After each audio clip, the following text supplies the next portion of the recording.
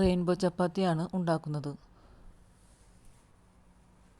അതിന് ഒരു പിടി ചീരയില ഒരു മിക്സിയുടെ ജാറിൽ അല്പം വെള്ളം ചേർത്ത് നന്നായിട്ട് അരച്ചെടുത്ത് അതിൻ്റെ ജ്യൂസ് ഒരരിപ്പയിൽ അരിച്ചെടുക്കുക.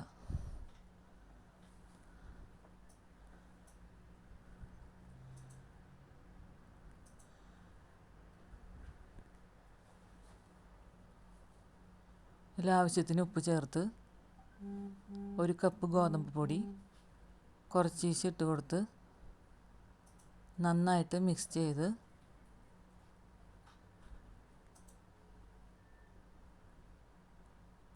നന്നായിട്ട് കുഴച്ചെടുക്കുക.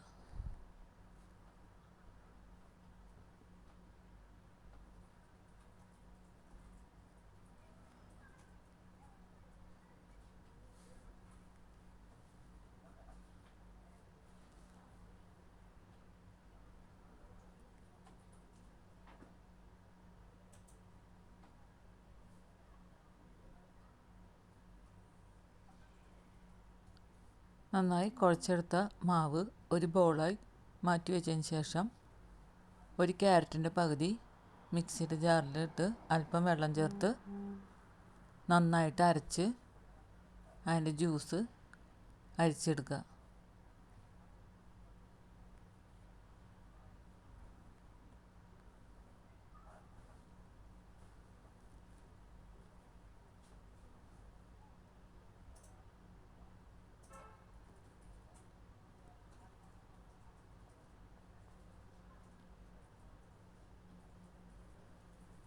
ആവശ്യത്തിന് ഉപ്പിട്ട് കൊടുത്ത് ഒരു കപ്പ് ഗോതമ്പ് പൊടി കുറച്ച് ഇട്ട് കൊടുത്ത് നന്നായിട്ട് മിക്സ് ചെയ്ത്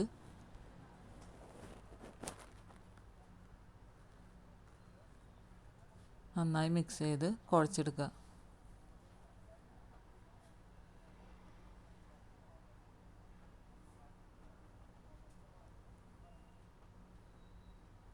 കുഴച്ചെടുത്ത മാവ് ഒരു ബോളായി മാറ്റി വെച്ചതിന് ശേഷം ഒരു ബീറ്റ്റൂട്ടിൻ്റെ പകുതി എടുത്ത് മിക്സിയുടെ ജാറിൽ അല്പം വെള്ളം ചേർത്ത് നന്നായിട്ട് അരച്ചെടുക്കുക. അരച്ചെടുത്ത് ജ്യൂസ് അരിച്ചെടുത്തതിന് ശേഷം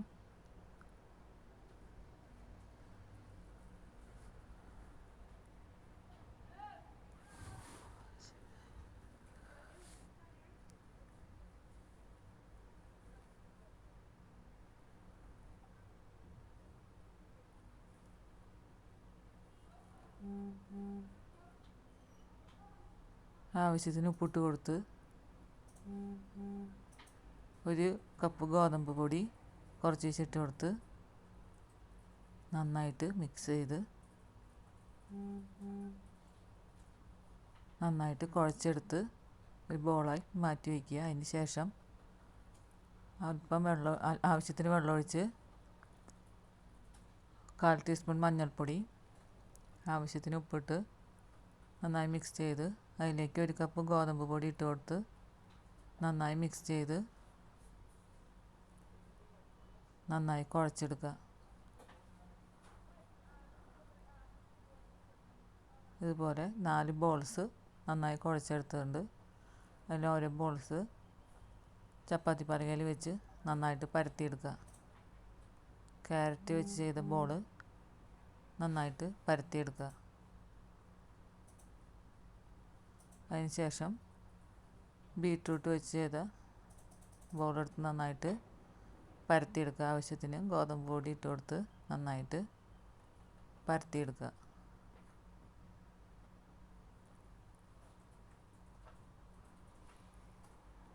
അതിന് ശേഷം മഞ്ഞൾപ്പൊടി വെച്ച് ചെയ്ത ബോൾ നന്നായി പരത്തിയെടുക്കുക.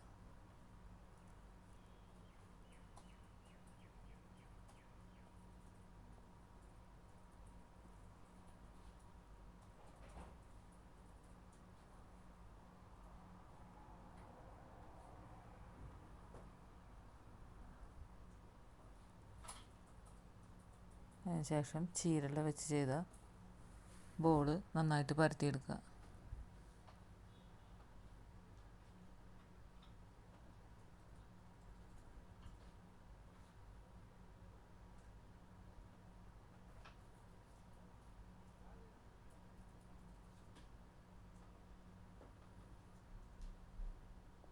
4 ചപ്പാത്തി പരത്തിയെടുത്തതിന് ശേഷം ഓരോ ചപ്പാത്തി വീതം മേലേക്ക് മേലെ വെച്ച് നന്നായിട്ട് പരത്തിയെടുക്കുക.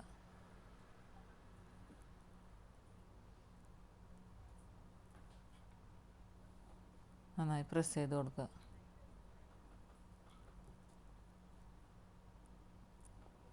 അതിന് ശേഷം റോൾ ചെയ്തെടുക്കുക.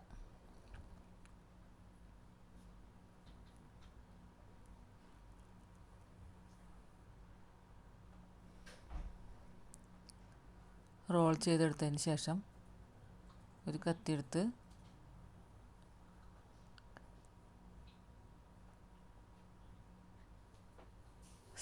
ഒരു സൈഡ് കട്ട് ചെയ്ത് മാറ്റാം.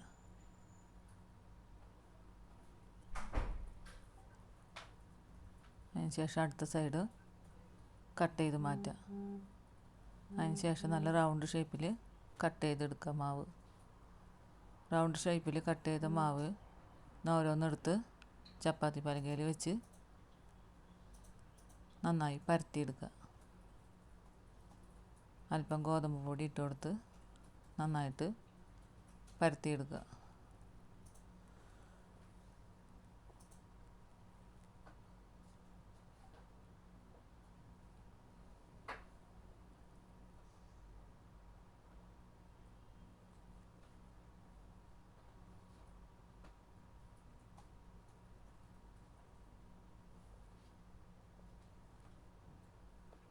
ചപ്പാത്തി എല്ലാം പരത്തിയെടുത്തതിന് ശേഷം ഒരു പാൻ ചൂടാക്കാൻ വെച്ച് പാൻ ചൂടായതിന് ശേഷം അതിലേക്ക് ആവശ്യത്തിന് എണ്ണയോ നെയ്യോ തേച്ച് കൊടുത്ത് ചപ്പാത്തി അതിൽ ചുട്ടെടുക്കുക.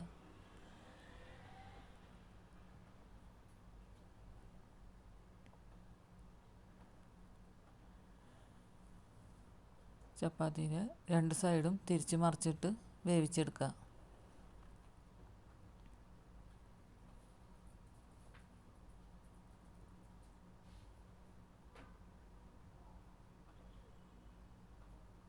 ചപ്പാത്തി നന്നായി വെന്ത് കഴിയുമ്പോൾ നല്ല ഫ്ലഫി ആയിട്ട് പൊന്തി വരും.